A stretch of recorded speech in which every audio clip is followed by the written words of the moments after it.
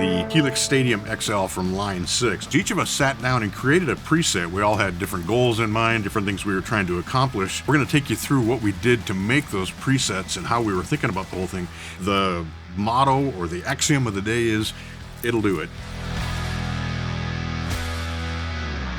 Hey, I'm Mitch Gallagher from Sweetwater, and I am joined today by Nick Bowcott and Don Carr. Man, glad to be here. The Stadium XL. This is kind of the first chance the three of us have had to sit down and really put it to work and try and do something with it. We were able to kind of get around and find everything we needed to find, including some like really specific and kind of high level stuff with the splits and the stereo things, and yeah, pretty interesting. Yeah, let's take a little look and go through some of that, because we did each have challenges and we figured out ways to make it work. I'll take you through my preset here, but after I created it, I did it yesterday afternoon, and I went home and I thought of at least two other ways I could have done it that maybe would have even been better than the way this is working out. But what I was trying to do was basically recreate my live rig. So when I play live, I've got a pedal board, I've got two amplifiers and cabs, and I'm running both gain and compression into the front of the amp, and then I've got time-based effects, modulation effects and things in the effects loop, splitting it to stereo. So I wanted to recreate that in the Helix Stadium XL and also have the kind of control that I have live, which is using an expression pedal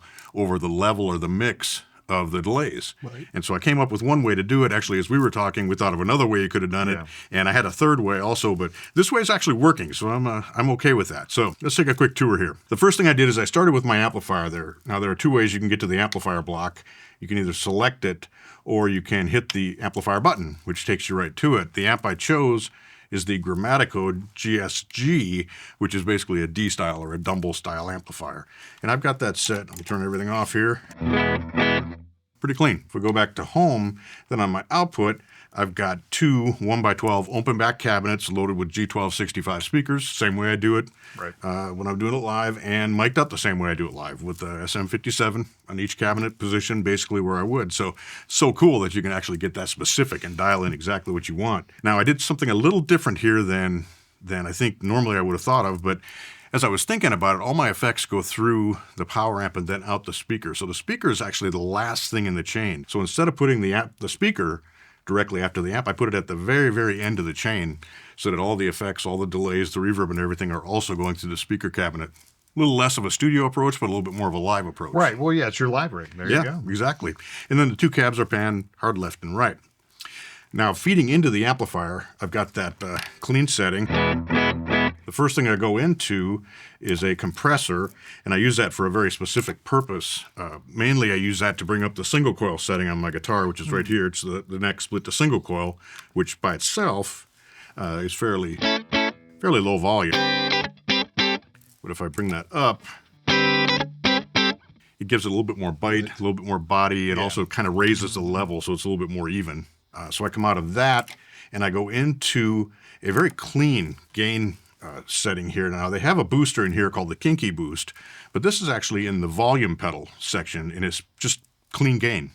Right. So it's just 4 dB of clean gain, and so when I bring that in,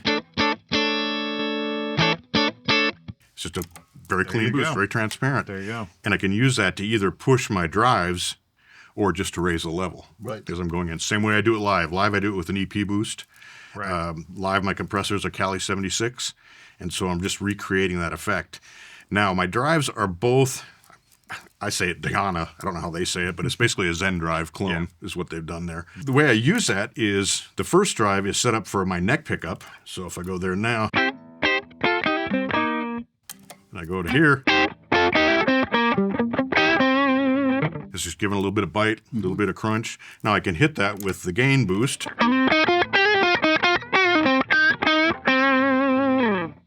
Gives me a nice fat neck tone. Right. I have a completely different setting for my bridge pickup. Much more gain. Right. A little fatter. I've got the voicing set different on that. Maybe so the tone a little bit too. Exactly right. Yep. So if I use the same pickup and I go here, it's a little different tone out of that. Now you can stack those together, which gives you a ton of output, or hit it with the, which gives it a nice little thickness, or hit it with a compressor. So again, that works very much the way that my live rig works. It's the same way my pedal board works. And from there, I go straight into the amp. The amp then comes back from the effects loop to Eventide H90, and that has rotary speaker, phaser, and chorus. So I have those right here. I've got the phaser. Got a rotary speaker. And then I'm sorry, phaser. And then now this is chorus. So that's a tri-chorus. Right. I come out of that and go into Keeley Halo, which is a pretty specific delay. It's a dual delay, but there's a lot of crisscross things going on there. So I don't quite have that here, but I've got a dual delay set up. And I've set it up here on a split with the delay actually set 100% wet so that I can use the treadle as my volume feeding into the delay.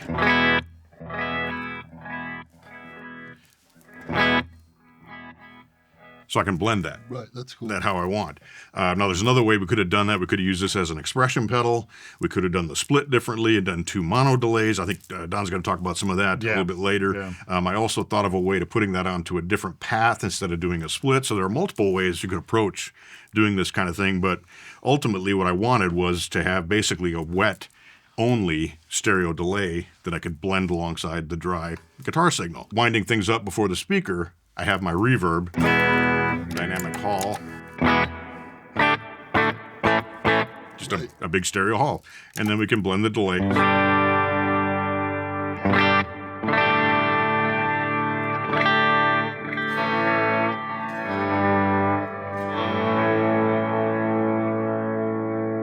So those kind of things work really well with it. And again, this is exactly the way I have it set up. Now in my H90, there's 2 sides to the H90. So one side is doing the modulation effect, and then the other side I've always got set as just a straight ahead simple delay. So I've got that here as well. I've just got a memory man, just a basic delay. So you can mix the 2 of those. And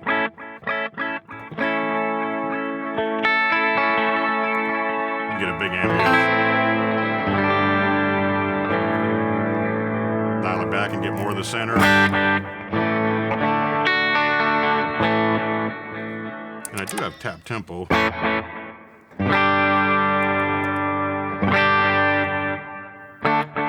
So we can set that as well and make it all work together. Man. So ultimately, it's very versatile. Gives me a lot of gain stages. I can do everything from a pretty clean kind of a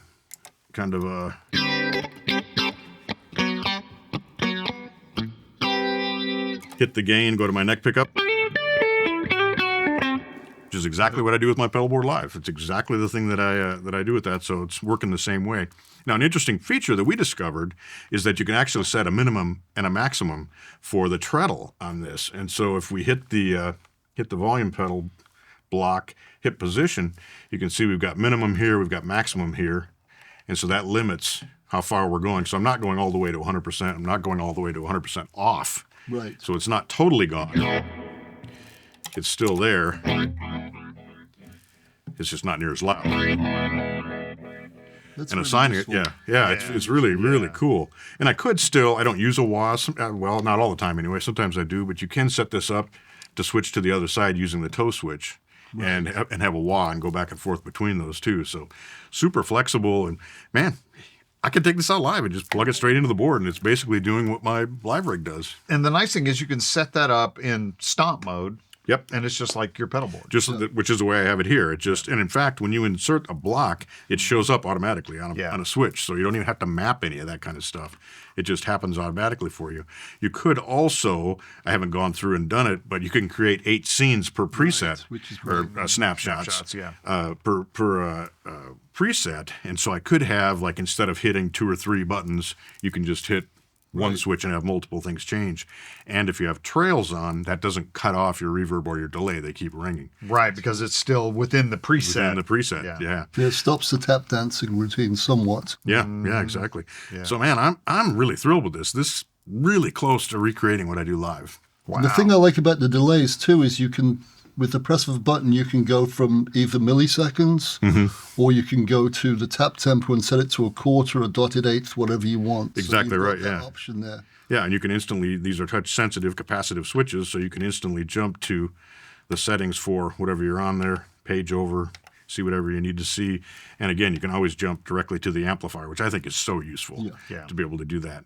So, man, I'm thrilled. It was easy to do it. I spent maybe an hour just because I was trying different things. I was trying different blocks, different drives and all that stuff. But this, to me, really close to recreating what I do live. And I bet I could tweak it and get so close that it probably wouldn't matter. Yeah. The functionality of it is just astounding. Yep. You know what I mean? Yep. Because you have a particular workflow that you're thinking of, and you have a particular set of pedals that you use and amps, and it's just like a particular system and settings and all that, and there it is. There it is. Well, listen, let's check out what some of you guys have done. Okay, let's do it. So thanks to Digital Magic, I am now where Mitch was, and Mitch is now where I was. Now we've got crossed necks. I'm kind of a Neanderthal when it comes to this stuff. I'm very much analog, so I'm not using stereo or anything like that. Stereo to me is what I play my CDs on at home, and it used to be the record, so I'm just mono man in more ways than one. So I basically pick an amp, pick a cabinet, pick a drive, add some reverb, off to the races. So I created like 4 things really simply. The first one, I'm using a Brit amp, which is obviously it's a Master Volume 2203, Vintage 30 cab, duh. I'm using the LA compressor just as a tone conditioner at the front, because I always do that. I've got an SD one as my drive, and I've just got some plate reverb, and that's it. So keep it simple, stupid. That's basically what I've done. So this one's kind of like I've called this 80s 800, because it's kind of what it is. And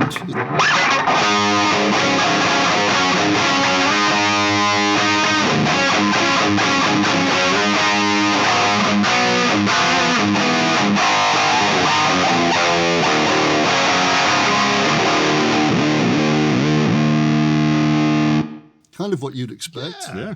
Keep it simple, stupid, like I said. Then I did one that's a little bit more aggressive. It had a German name, and I don't speak or read German, but it said Mega, so I knew it was the Diesel channel. It was the channel 3 of the Diesel. Yeah. Same thing. I think I put a tube screamer in front of. No, I put a tube screamer in front of the Marshall. I put an SD one in front of this one, but same thing. Little bit of reverb, nothing fancy. So that's this one.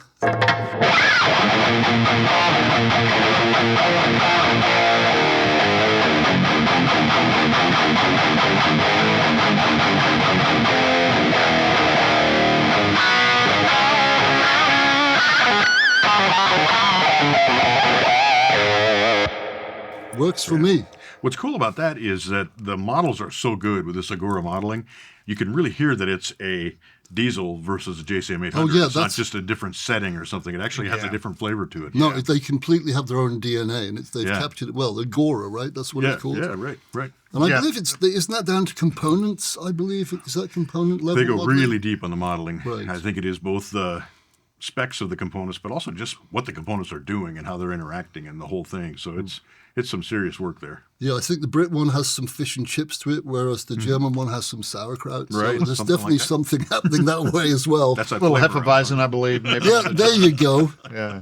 Then what was the other one I did? So I had to do a 90s recto thing. Okay. There was the Cali Rec. I'm pretty sure that was a rectifier. Mm-hmm. And I put a Horizon drive in front of that, did the tall cabinet. Same thing, little bit of reverb, and that's it. So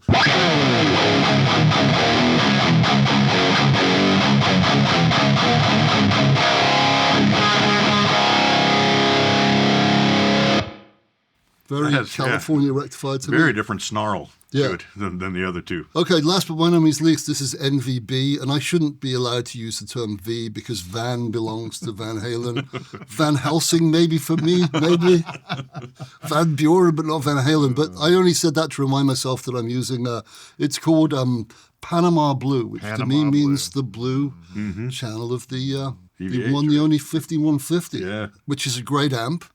So I'm going to go to stomp mode as well, because I also put a phaser in there, because you have to. And I put a delay in, and I just set it to 370 milliseconds, because that's kind of the Van Halen, that little slap thing. Yep. Not that I'm Eddie at all. And I used a different cabinet for this just because he didn't use vintage 30s. I use vintage 30s for everything, but when it's Van Halen, you use what he used or something close to it. And once again, it's got different DNA. So...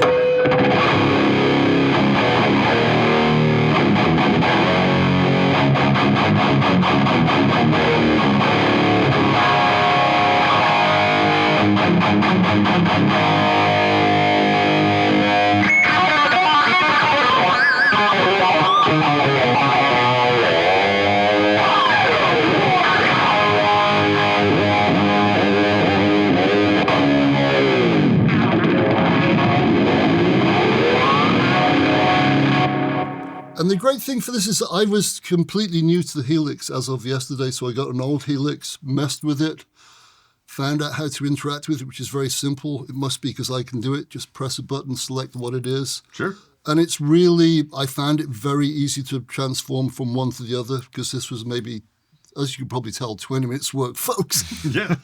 But it's a keep it simple. And that's what's great about something like this, is that it would be impossible for me to take those 4 setups to a gig. And this is a great way of, putting it in a rucksack and close enough for rock and roll, as they say. And I'm impressed with the, as you said, the Agora stuff, because it does have its own, it has the essence. Yeah, of the DNA. every amp really sounds completely different. I mean, gosh, man, just when you switched to that, to the blue channel there, it just had a completely different low mids, and the top end was completely different. Yeah. So applause to them. So that's how you use it for meat and potatoes players such as myself, the Neanderthals, and it's just great because that would be a big van. And a lot of work, man. Yeah, not many pedals, but a big van. That is not one trip from the car. So I guess next would be Let's let Mr. Carr jump into someone the who's hot seat smarter there. than me will do something with stereo. If you see anybody, man, let me know.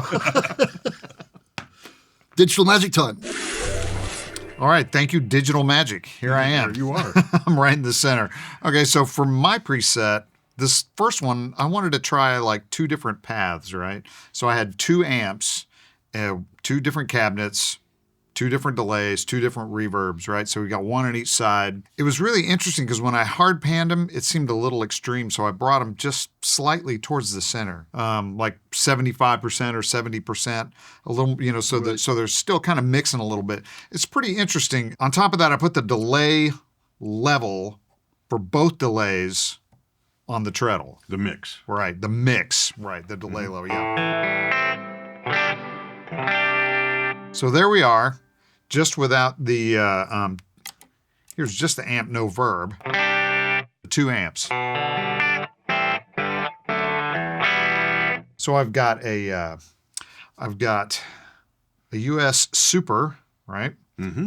And then I've got an Essex, which, as we know, is the famous AC30. And then I've got, for a cabinet, I've got that 212 Interstate. That's the Dr. Z Best, which is a pretty cool cab. And then, what did I put on this one? Oh, yeah, 412 Cali V30s. Oh, there you go. There you go. There you go. So, like 2 completely different voices, but the amps are set fairly similar. So it's kind of like one big sound, really, which I think is really cool. And then the same with the verb. So here on one side, I've got the 63 Spring. On the other side, I've got a plate. Right? Subtle differences, but, And then for delays, let's go ahead and put them in maximum. So here. So on one side, I've got Bucket Brigade. Right? And on the other side, I've got Elephant Man. And then they're on.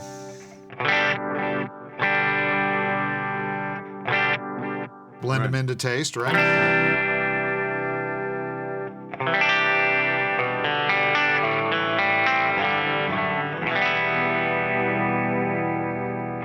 And then on top of it all, I've got the Dyna Drive. Mm-hmm.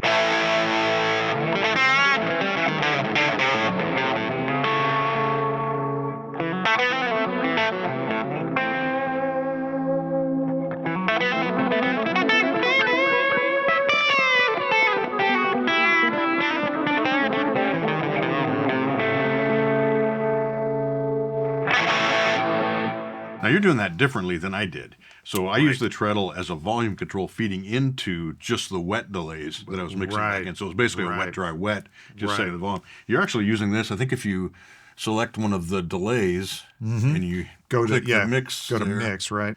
Click the mix, you can see that you've again set your maximum so that when it's all the way down, Yep.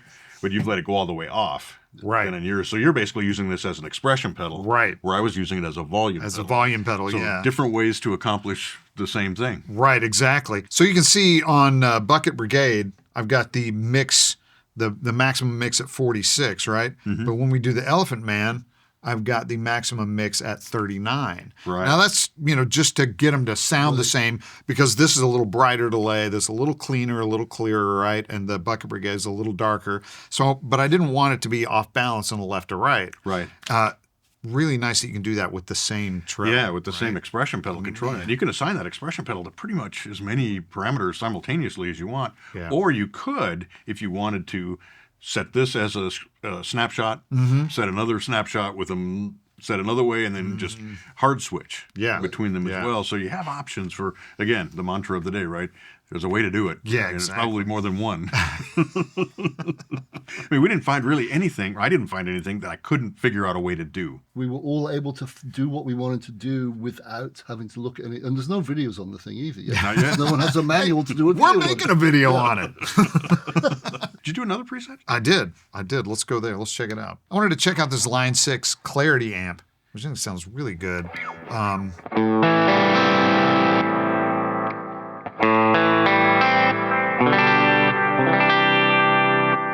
Just a big, clean sound, like a really big, clean sound. Yeah. Even, just dry, right? And I got the comp in front of it. A good trick always. Just kind of fattens it up a little, you know.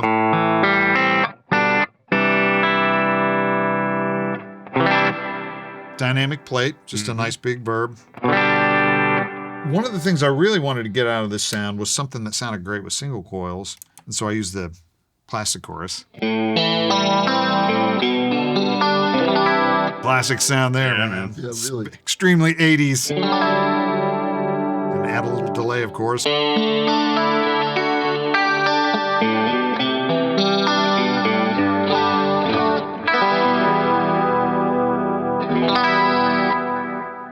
And then take the chorus off, add the heir apparent.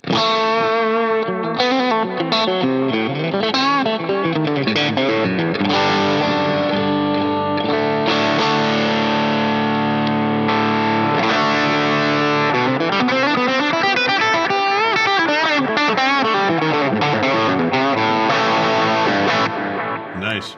Now, do you have the pedal controlling the drive level on this one, or the mix, or No. any of the settings? I'm not. Let's show how easy that is yeah, to do. sure. So basically, you just choose a. Well, what do you want to choose? You want to Sure. set the mix? Yeah, let's set for the this? mix. Set the mix. So do we it. just click the mix control, and we tell it to learn controller, move the pedal, and hey, Look at that. it's happening.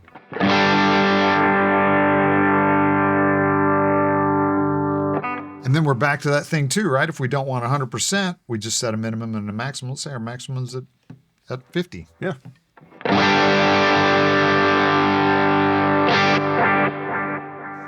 How simple is that? Yeah, That's a crazy. really- easy. I love the minimum max as well. Yeah, that's really nice. I like that. Yeah. And just it's like Yep. talk about Slide it over. talk about idiot proof, man. It's like Drag, drop. Does it sound good? Yes, keep, save. Yeah. Yeah. And I mean, then you could just go, okay, so then you want to also do the gain on this. We can learn the controller. And as you're turning the gain up now, as you're playing, you're increasing the gain and the delay. So Right. you can assign that across all the different blocks that you Yeah. have in your preset, and different parameters here and different parameters there. Super cool. Yeah, it really is. And, think about it too. Another like really useful thing for snapshots would be like, okay, say you needed something really specific like that for just part of a song or whatever, but you didn't really want that the whole time. Like you wanted maybe a straight volume pedal or a wah pedal or something the whole time, right? Yep. On your normal setting. So just set up one snapshot to do that. Yep. You could also, of course, there's extra jacks on the back, so we could have more expression pedals. Right. So you could have one that was Right. your master volume. Yeah, and, yeah, exactly. whatever you wanted to do. So, man, the versatility is pretty overwhelming. It really is. And the thing that I liked as well, and we found it without the manual again, was the fact that when you go to tuner mode, there is a strobe mode. And Yeah, that's really we like useful. that. Yeah. All right. All right. So Just useful. hit that up at the top there, and you can go back and forth between. Oh, yeah. Needle and strobe. There we go. Very cool. Those little touches. Yeah. Look at that, a little sharp. If you're wondering which version of the Helix Stadium is right for you, here's a quick comparison of the XL and Floor. Let's start with the similarities because that's easy. It's basically everything. The Floor has very much the same functionality as the XL, with a few specifics I'll point out here. The differences are mostly physical. The XL adds most noticeably the built-in expression pedal, and there's also expanded connectivity. The XL has 2 instrument inputs, the Floor has 1.